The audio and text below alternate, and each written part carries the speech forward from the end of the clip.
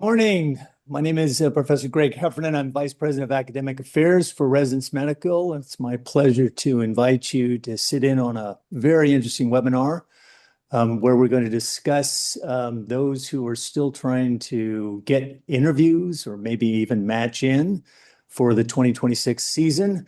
I'm here with two very interesting guests and very distinguished in some ways. I've got Dr.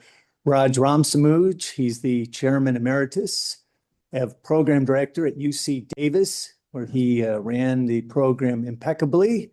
Raj, I know you have a record for running it so well, but I won't share that at this time. But he knows exactly how to run a GME program, and that's a real gift these days for trainees. Raj is also the Vice President of Academics for our Everest Foundation as well, and it's my pleasure to have him here on the panel. I also have Dr. Sagar Javia, who is a residence medical candidate this year, and he is in the match and will be interviewing. And he'll have some interesting things for you to hear and say about how to potentially get more interviews, how to strategically stay in touch with some programs. And I think that will also be a very interesting observation. So, gentlemen, welcome. To start off, Dr. Raj Samuz, I wanted to kind of maybe talk to you at this moment. You've been through these interview process for many years. We're now in December, and a lot of the interviews are being set up or have been set up. If candidates have not received interviews or they're trying to increase them, what would be your advice, or how can you kind of share what's going on behind the scenes at this time? Yes, hi, Greg. Thank you for the warm introduction. As Greg said, I was a program director for many years. What happens behind the scenes is the programs are using various filters in the ARIS application system and spitting out, so to speak, applicants that meet their filtering criteria. Um, they are required by the NRMP to at least have a review of almost every, or a review of every application, and that can be through the filter. It can be actually somebody looking at it and, looking kind of for a diamond in the rough, so to speak. Um, for anyone that doesn't have interviews or maybe hasn't had the number of interviews that they were expecting, I think at this point in the process, it's a good idea to send what's called an LOI, or a letter of interest. Now, the letter of interest, uh, what I have seen as a program director, the letter of interest that I've received in the past have been sort of generic, if you will, meaning I am interested in your program. I would really like to train there, kind of just generic things like that. But the thing you can really do that could possibly grab their attention is highlight some specific things about the program that you like and tell them why. And it's not just I like the didactics, or I like the opportunity for rural medicine. It's not just what you like, it's more why. Why does that speak to you? What in your application history is you have background familiarity with it? And then also, part of the why is why would you succeed and excel in that environment? And a lot of times people forget the personal part of it and trying to connect on a personal level rather than just telling them facts and things. Now, the second part of the LOI, excuse me, is a lot of people that are applying haven't got interest. They feel they want to send it to the program director.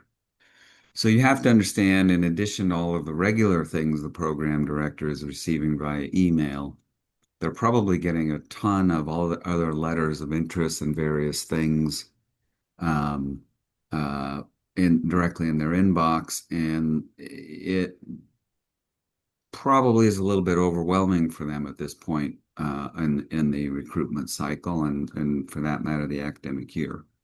So, in addition to sending it to the program director, I suggest sending it to the program coordinator.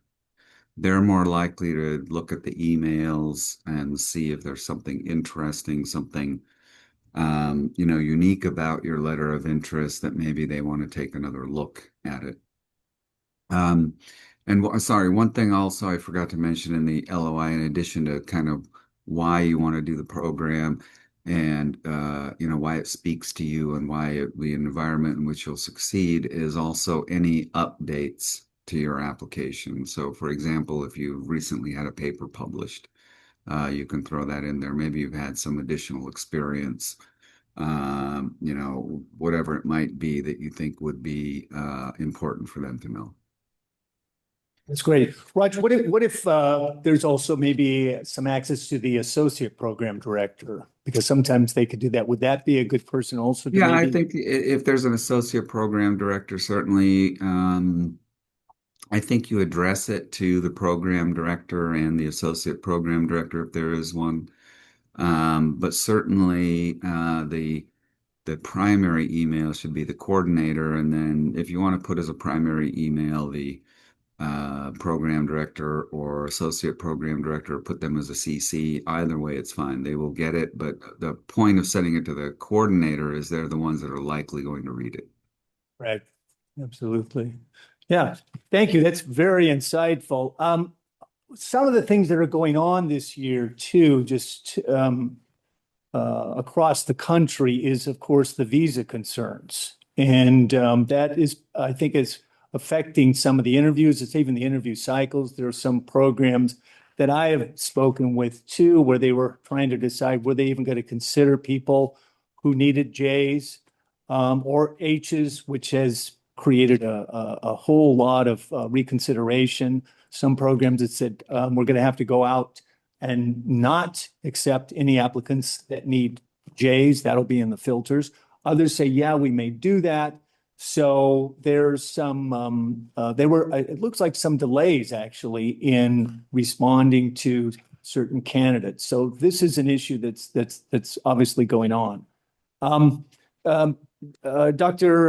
Javia, share with me from your perspective, based on what Dr. Ramsman just said, do you see as a future applicant? So going back to what Dr. Ramas Such said, I have actually sent some letter of interest, and I did actually hear back from some of those programs. So I'm hoping that now they will reconsider me. So I think that actually works. Even the program director, two of them have emailed me. So hopefully that'll amount to something. Yeah, absolutely. Those who have limited interviews at this point, Raj, let's say they have interviews with programs, then would they potentially let them know, or once they've had the interview, then they could follow up, with a acknowledgement or the wave that they have. In fact, I was going to have Dr. Javi explain the thalamus system that's going on there. But your thoughts on that, Dr. Ramsamaj, if they already have some interviews or they're preparing? So, a post-interview thank you letter, in my mind, is very similar to the letter of interest, meaning you want to be specific, tell them why, um, how it resonates with you, and why you would succeed in that environment. But if there has been an interview, some additional bits of information that you could include, and again, they're kind of along the same line, for example, I enjoyed speaking with Dr. So-and-so and learning about whatever it might be. Again, you want to make it personal, you want to make it specific to the program. Um, over the years, being a program director, I can't tell you how many post-interview um, post-interview letters I've received, and I can tell when the person put the effort into making it specific to my program, or they were just kind of sending a generic letter to all of the programs that they interviewed. So again, the more specificity you can have, things that are unique about the program and experience you had during the interview, it lets them know that you're singling them out, so to speak, that this is some place you really want to go. Now, one other thing in the thank you letters is um, as an NRMP rule, you are allowed to disclose to the program, and this is again if you've had an interview, you are allowed to disclose to the program what your intent is for ranking the program. However, the programs are not allowed to tell you anything. That's a match violation if they say, "Oh, you're going to be at the top of our list," or et cetera. They're not allowed to say anything like that because they don't. The NRMP doesn't want a program's response to influence the unduly influence the applicant. So, for example, the program could want to hedge their bets and tell everybody that they interview that they're going to rank them as their first choice, and so that would skew obviously the ranking by the applicants. So you are allowed to say, I'm planning on ranking you as my top choice. You're allowed to say those things.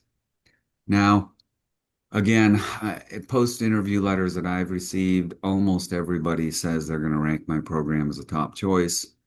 Throughout the years, I've got sometimes my top choice, sometimes it's gone down the list. So when they send it to me and they say they're going to rank me as a top choice, I take it with a grain of salt, right? Because the programs know that they're saying that again to say interest.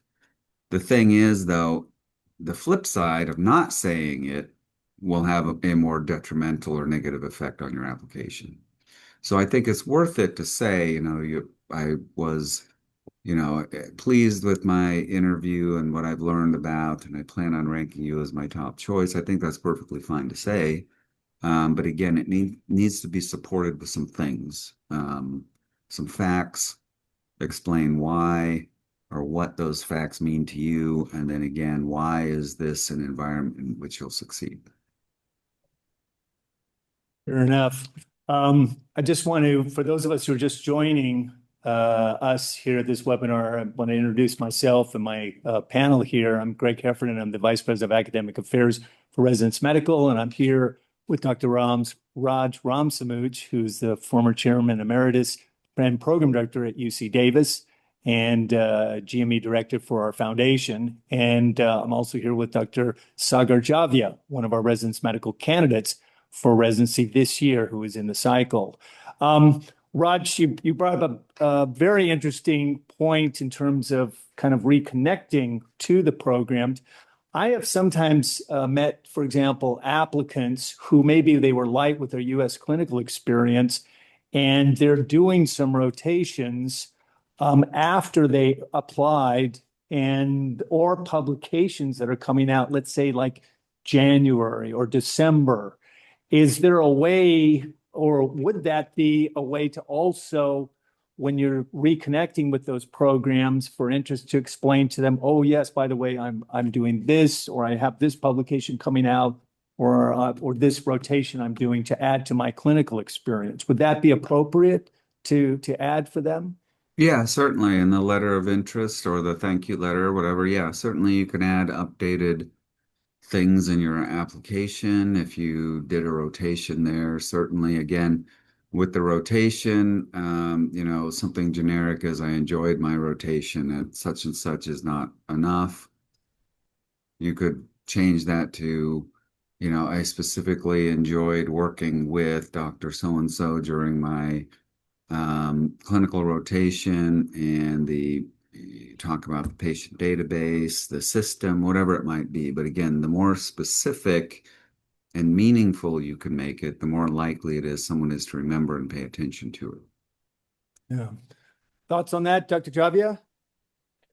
Yes, yeah. So I tried to do that in my letter of interest, actually wrote something specific that connected with me to their program whenever I was inquiring about a potential interview. That seems like it's very effective. If some of the applicants end up already having interviews or getting some more through reconnecting, which obviously you don't want to just be passively in this particular part of the season. One of the things that we at Residence Medical offer is interview prep, and I constantly kind of underscore this to candidates for residency who have interviews or who may be getting that is a very, very, very valuable service that they should really take advantage of because interviewing is not an easy task. The majority are virtual. You really have to come across and be able to kind of help guide that program in this conversation as to why you're a good fit. Raj, what's your thought about just interview prep and interviews in general for those who are getting those as well? Yeah, so the interview, I think every program, every specialty puts different emphasis or value on the interview, meaning they might lean more towards their choice based on the application. Some might be put more emphasis on the interview and other things.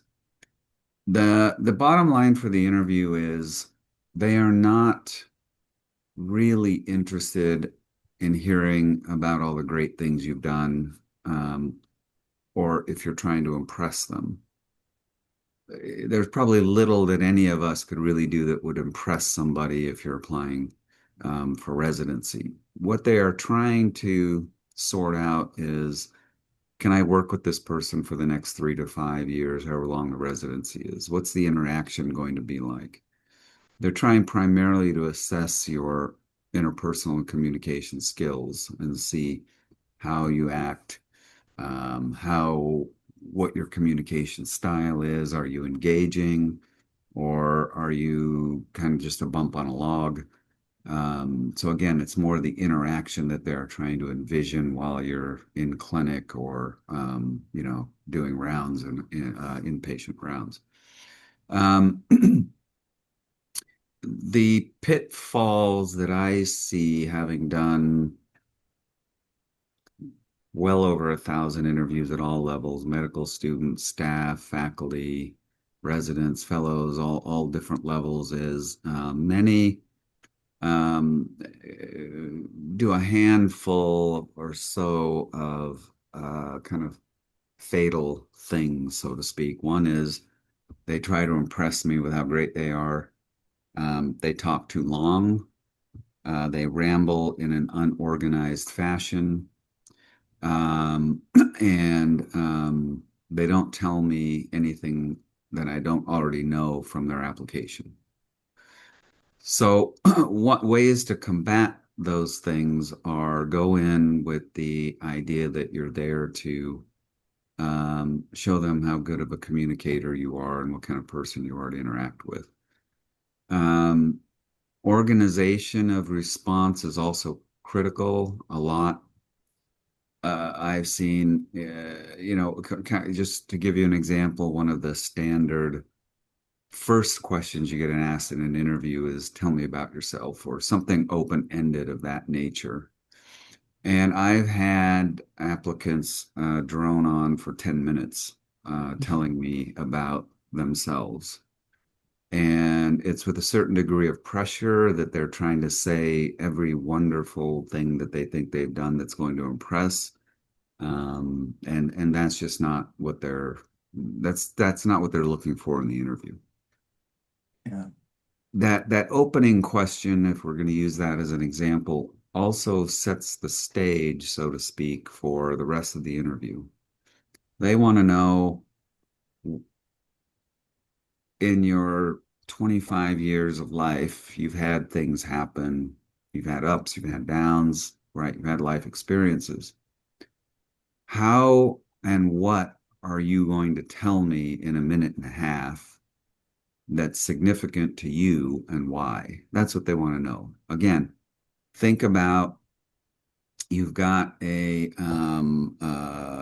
patient that has a very extended and glorified medical history.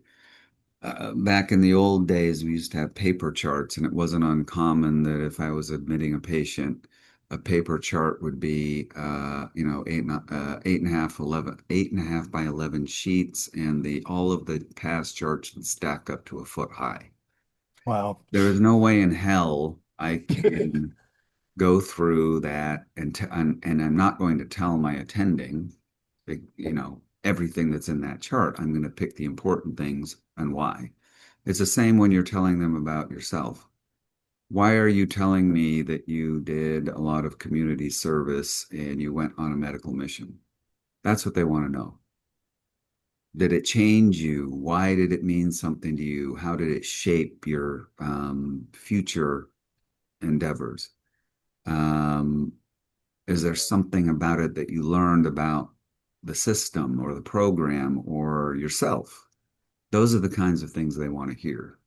They don't want to hear that you grew up in such and such and you went to this high school and then you played this game, this sport, and then you did college and you took organic chem. They don't want to hear that kind of detail. They want to know what is significant to you about your life and career and education, and why are you telling it to me?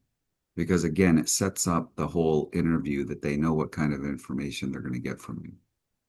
Absolutely. Um, we're going to take some questions now from many of our viewers. Those of you who have just joined us, again, I'll reintroduce myself. I'm Greg Heffernan. I'm Vice President of Academic Affairs for Residence Medical. I'm here with Dr. Raj Ramsamud, Chairman Emeritus, Program Director from UC Davis School of Medicine, and also here with Dr. Sagar Javia, who's one of our residence medical candidates. Some of the questions that we're getting, for example, is how late can somebody apply in the match if they haven't yet? For example, sometimes they may delay because they're trying to get some more clinical experience, so they just didn't apply in September. Rank order lists open February 2nd, and the final is March 4th of next year. Raj, what's your take on that?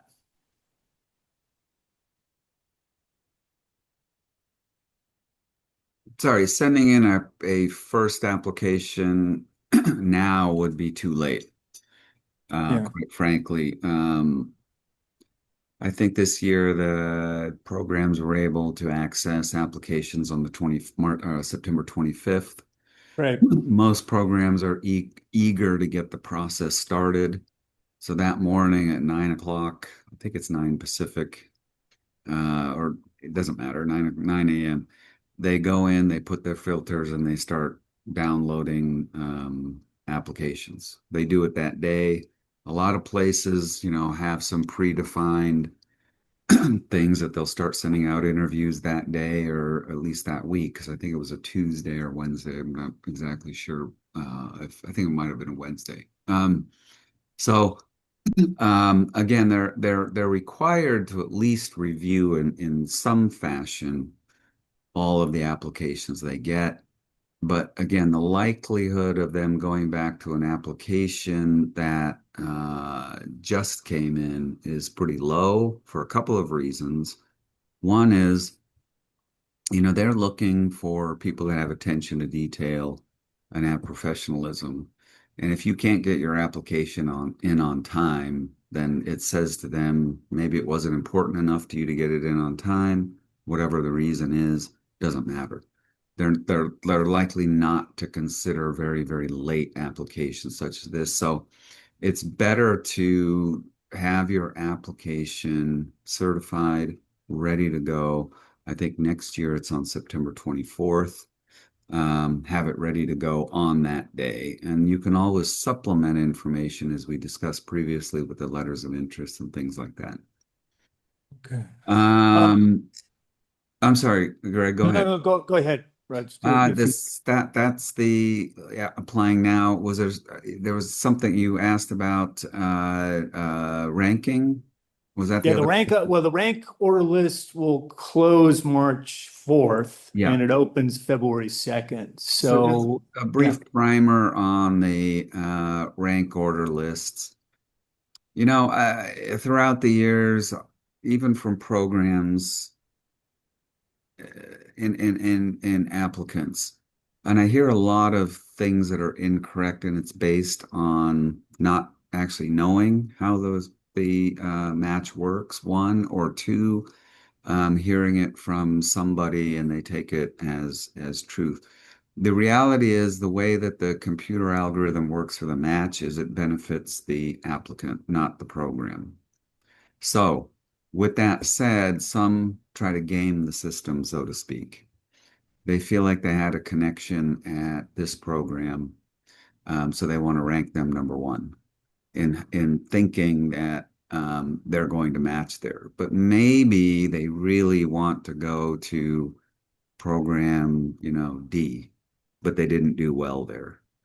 So my advice always is to rank the programs in order where you want to go. Always, always, always. The match algorithm is set up to benefit the applicant, not the program.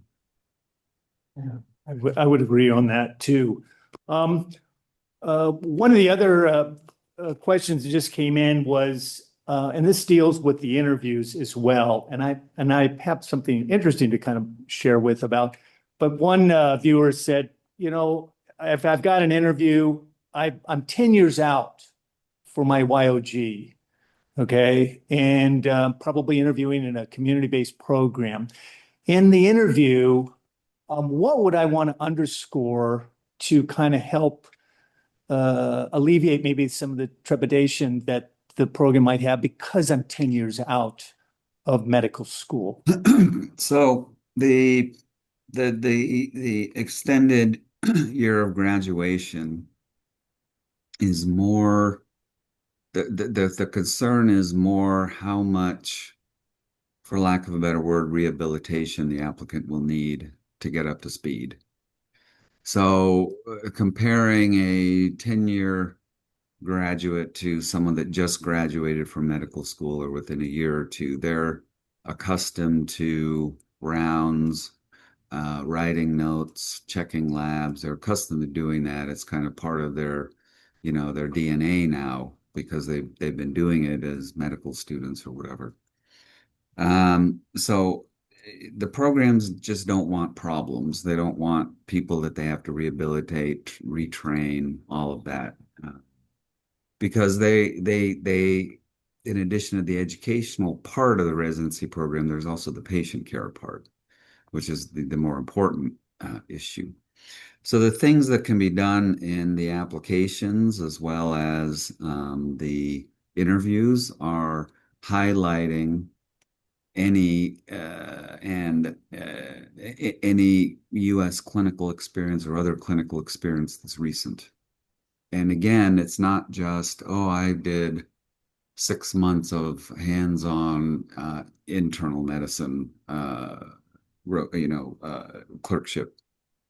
That's not it. It's more, you know, my, you can say it under strengths. My advice would generally be to say it in that first question, tell me about yourself. That, you've done this extended hands-on clinical experience. What did you learn from it? How did it prepare you? Why are you not going to be a problem, so to speak? You're ready to go. You're ready to start. So highlight that. I think that's an important thing to do if you have an extended year of graduation. Yeah, that's very well said. On that note, for example, Dr. Javier, you are currently involved in an extensive clinical right now. And Yes. That's something that for those candidates who maybe didn't get interviews or trying to get into residency, one of the things Resident Medical does is we integrate a lot of candidates into clinicals that can run months with a program. And it really helps get a candidate back on speed and often gives them an opportunity to even match into that particular area. So, Dr. Javier, for example, is in an integrated program where you're actually doing extensive clinicals. Tell us how that really helps you as a candidate and also just personally as a physician.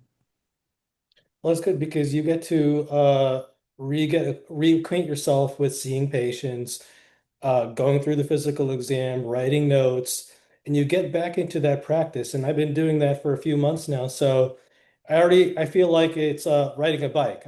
I relearned it again, you know. So now the program director, I'm lucky that in front of the associate program director. So he already sees that. He's already commented on my notes that, you know, mainly good things. So they already know that they don't have to worry about my physical exam skills or my note writing skills or my making a plan skills, you know. So like you're already showing, you're basically doing your audition for at least for that program. And And they're this is all what you were also able to share with some of these other programs that you reached out to as well. right. Yes. Right. In our experience with a lot of candidates that come to residence medical, when we put them into these clinicals, they're sometimes combined with research. They end up getting or generating interviews for them because the programs see that the training they're doing is good preparation for them to come into a program where they're not going to have to hold their hand, as Raj was warning. He says, look, they don't have time to kind of rehabilitate. You have to be ready to go, and we want you to be good. And I think good clinical experience. It's also in a state where it's legal to do hands-on in the United States for graduate medical students. There are only certain states that allow hands-on for this rehabilitation. It's like Florida, Ohio, Illinois, Maryland. These are states where you can do the notes, you can touch patients, legally as a graduate medical student. And I think that sort of clinical experience is very valuable. Raj, one of the things that came up when I asked you a question about this, and we can talk about this as well, with the visa issue, we have, for example, students that sometimes come to us in other countries who have done virtual rotations because they have not been able to come and do USCE. Now, I was just talking to one fellow. It was in a foreign country. He had a couple of months of virtuals, and he actually had a few interviews. So my question is, and I was telling him, I said, I think it would be good to do some interview prep because, how would that, with the program committee, somebody who has not had USCE, it's going to be very hard to get ranked. Is that correct, based on my understanding, Raj? Yeah, I think for IMGs, it's crucial to have any sort of U.S. clinical experience.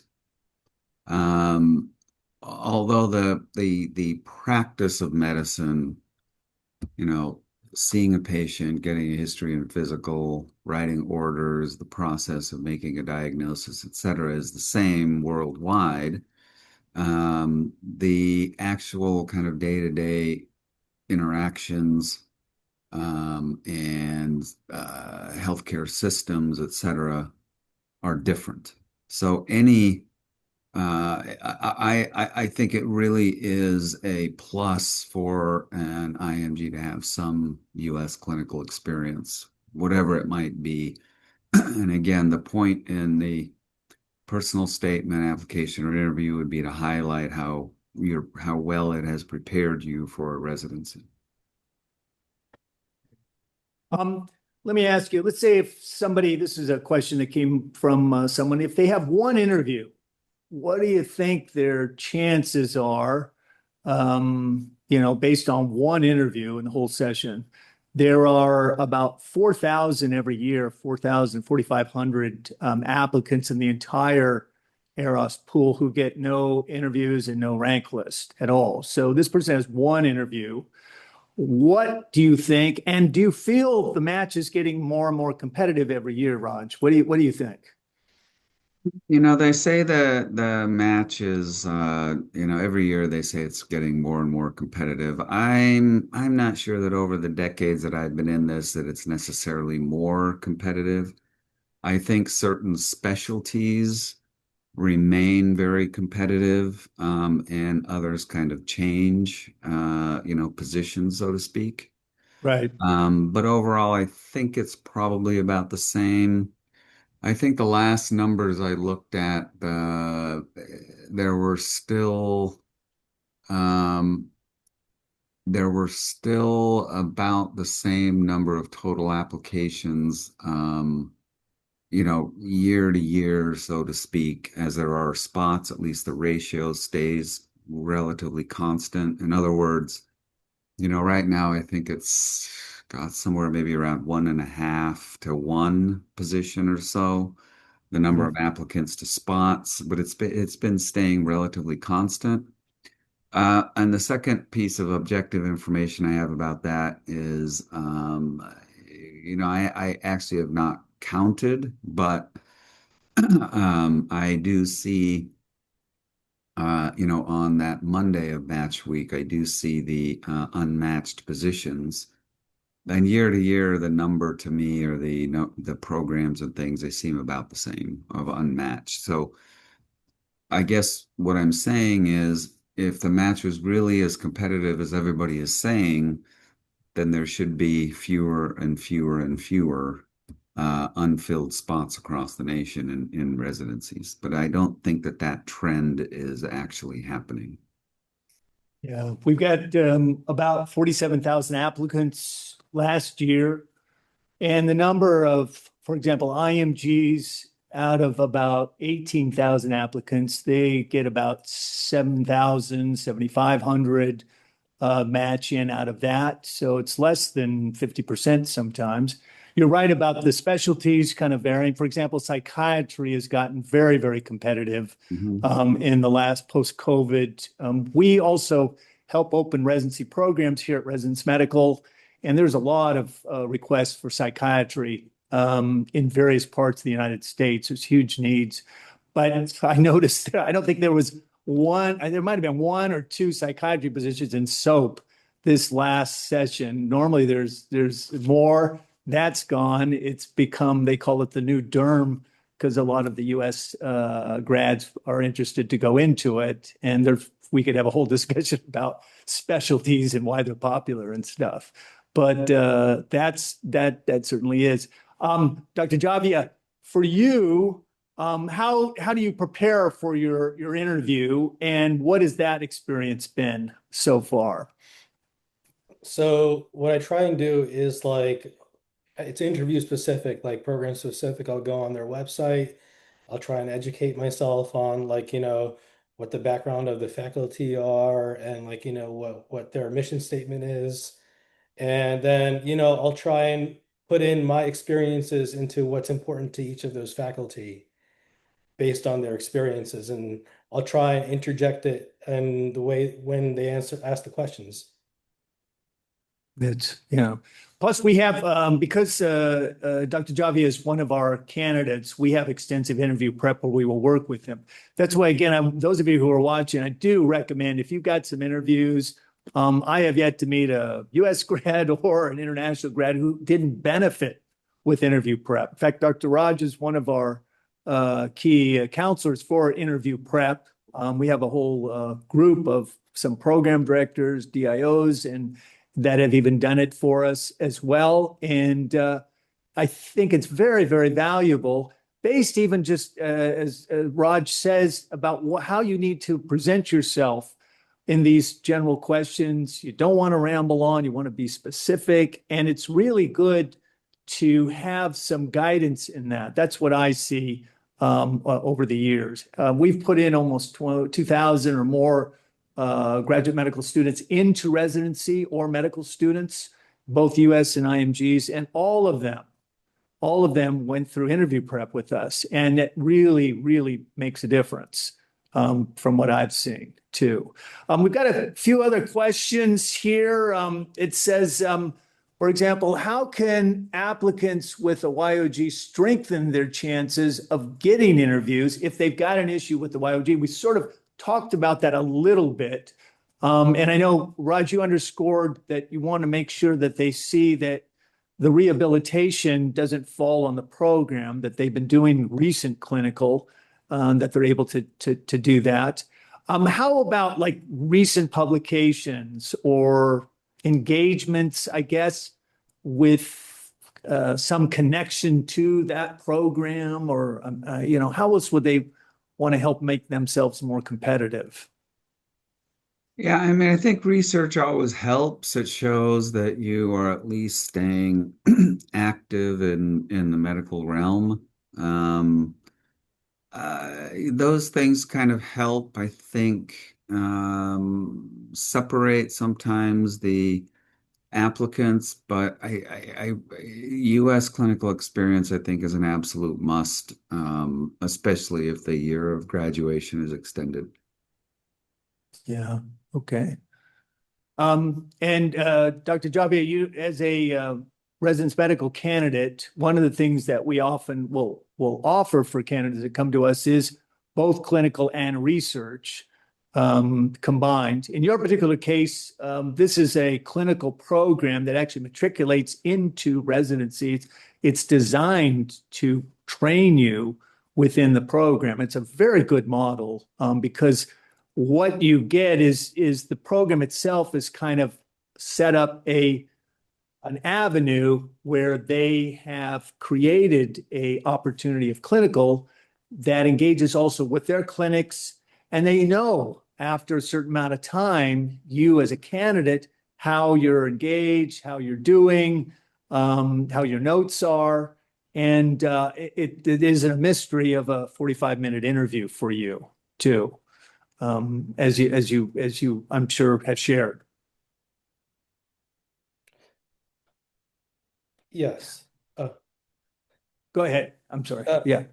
I was just going to say, I also had the additional benefit of befriending some of these residents, and we found that we share a lot. So they actually included me in one of their research projects. So I'm actually going to be involved with a case report on Berger's disease. Very good. As you Mhm. can see, and being part of a program or being able to integrate into one or connected to one certainly helps for the consideration of the candidate to do that. There's a question we got from someone who is interested in psychiatry, and I kind of touched on that a little bit, but they're a graduate medical student. They've worked as a psychiatry nurse and applied, I think last year got a few interviews, but this year did not get any. And I think it's partly reflective. They're a 2015 grad, but it's partly reflective on how competitive psychiatry has gotten. Your thoughts on that, Raj? I mean, if specialties get really, really competitive, it's just gonna make it a little bit tougher. Yeah, I don't know that there's any good explanation as to why psychiatry has become more competitive over the years. It's the same, the top ones that are always competitive are derm and orthopedic surgery. Those year Right. after year are always in the top. Anesthesia has risen higher. Psych has gone up. Surgery, general surgery has gone up a little bit. Again, there's other than some of the things that we've mentioned already about U.S. clinical experience, maybe distinguishing a little bit by research and just being active, are really the things that you need to do to increase your chance of matching. Absolutely.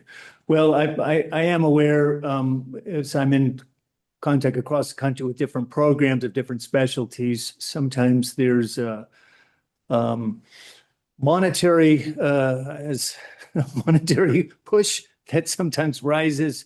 Certainly, orthopedics or derm quality of life is an issue, and psychiatry has become such in demand. I would say that all those that you mentioned, anesthesiology as well, are in demand. There's a shortage, and I'm very aware here in California of a shortage. We graduate 200 anesthesiologists a year in GME, and we lose 100 leave the state for various reasons. We could have a discussion about the taxes here. So that is one of the explanations. But across the United States, specialties will move up and down. Internal medicine, family medicine are still one of the major areas where foreign medical graduates match into, almost 3 to 4,000 a year out of that 7,000. But there's huge needs for primary care physicians all over the country. I'm going to wrap things up, and I really want to thank both my guests for your insights and sharing. Dr. Raj, really appreciate your experience and interest for graduate medical education and insights for us to know kind of what goes on behind the scenes. And Dr. Javia, for your hard work currently you're doing as a candidate and making yourself competitive and actually being able to match in this year based on the way things are kind of moving for you and your sharing too. If you have further questions, feel free to contact us. As I wanted to underscore, if you have interviews, I would contact us about interview prep. You're looking at probably one of the best guides about it here in this particular webinar. And if you want to, integrate into a program, we're always talking to students and giving them an opportunity to help get into the match if for years they haven't been able to. There are ways to do that. So thank you so much for joining us. Again, thank you to my guests, and hope you guys have a great rest of the week. Thank you.